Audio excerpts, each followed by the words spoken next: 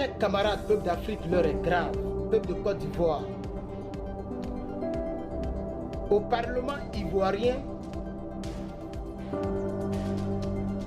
nous avons l'un de nos leaders charismatiques, Hubert Oulaye, qui a levé le ton, qui a pris le micro, qui a levé le ton, qui a tapé la main sur la table et qui a posé la question qui fâche.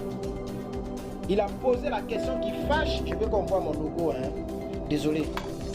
Il a posé la question qui fâche. Est-ce qu'on voit? Il a posé la question qui fâche à monsieur Koulibaly Kouibier. En ce qui concerne les prochaines élections de l'année prochaine, d'octobre 2025, il a même détaillé le cas du président Laurent Gbagbo, comme quoi le président Laurent Gbagbo a été acquitté à la CPI des mêmes crimes pour lesquels ce gouvernement d'Alassane Ouattara, Draman, a donné les 20 ans et pour lesquels il peut perdre sur la liste électorale. Il est allé jusqu'à parler de la Cour africaine des droits de l'homme, de respecter les droits civiques en tant qu'un citoyen du président Laurent Gbagbo en mettant son nom sur la liste électorale. Il est allé plus loin en disant que Gbagbo est ivoirien de père et de mère. Ce qui n'est pas le cas de Alassane Ouattara, Draman. Mais par la force des choses et par votre Guillaume Soro que vous adorez, votre chouchou, Alassane aujourd'hui est devenu président. Et il est président. Et puis c'est lui qui est assis dans le fauteuil. Et puis ça ne va pas quelque part. Chers camarades, vous allez écouter ici la réponse devant toutes les caméras, devant tout le Parlement, devant tous les Ivoiriens. Parce que le Parlement, c'est la représentation du peuple de Côte d'Ivoire. C'est pourquoi c'est là-bas les lois sont proposées, sont votées. C'est pourquoi on dit le Parlement ivoirien, dont le député représente la bouche de sa région. Moi, je n'ai pas d'autre chose à dire. Je vais vous laisser écouter Kouibier. Écoutons ensemble Koulibaly Kouibier et Oulaye dans cette discussion et vous allez vous-même tirer votre conclusion en ce qui concerne le nom de Gbagbo Laurent sur la liste en 2025 ou pas. Courage au peuple de Côte d'Ivoire, courage au PPACI, courage aux Africains de la lutte, car tôt ou tard, la victoire va triompher. Merci. Je m'appelle Herman le Patriote. Écoutons ceci.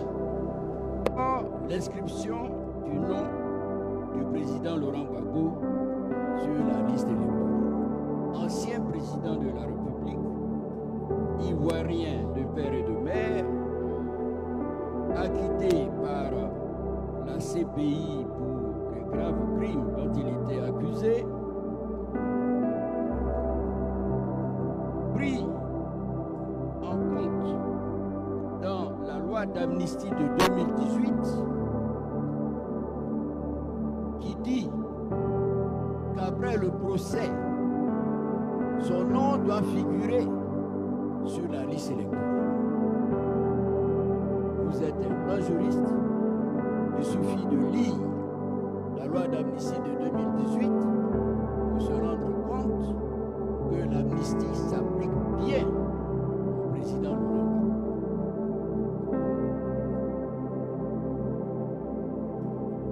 Un homme qui de plus, à la suite d'une décision de la Cour africaine des droits de l'homme, doit voir son nom inscrit, comme l'indique la décision de cette Cour africaine des droits de l'homme. Monsieur le Président, je voudrais m'arrêter là pour les préoccupations principales que nous avons. Je voudrais vous dire merci. Merci, Monsieur le Président du groupe parlementaire PPACI, Monsieur le Président de la Commission électorale. Le président Gbagbo n'est pas inscrit sur la liste électorale. À quand son inscription sur la liste électorale? Bon, je suis toujours embêté parce qu'on personnalise un peu ce débat. C'est vrai que le président Gbagbo n'est pas n'importe qui.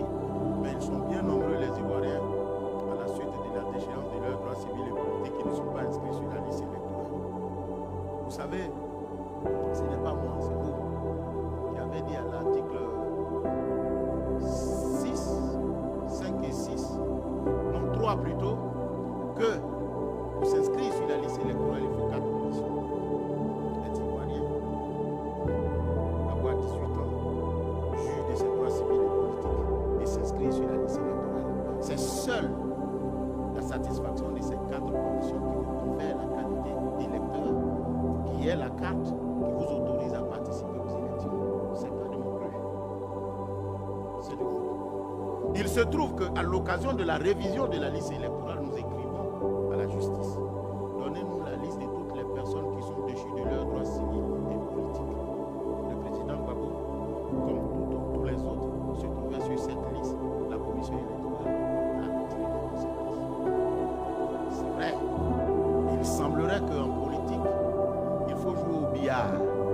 C'est-à-dire la balle qu'on tape n'est pas celle qu'on veut, c'est celle qu'on tape à taper, c'est celle-là qu'on veut. C'est vrai que vous voulez passer par la commission électorale indépendante pour porter haut votre revendication.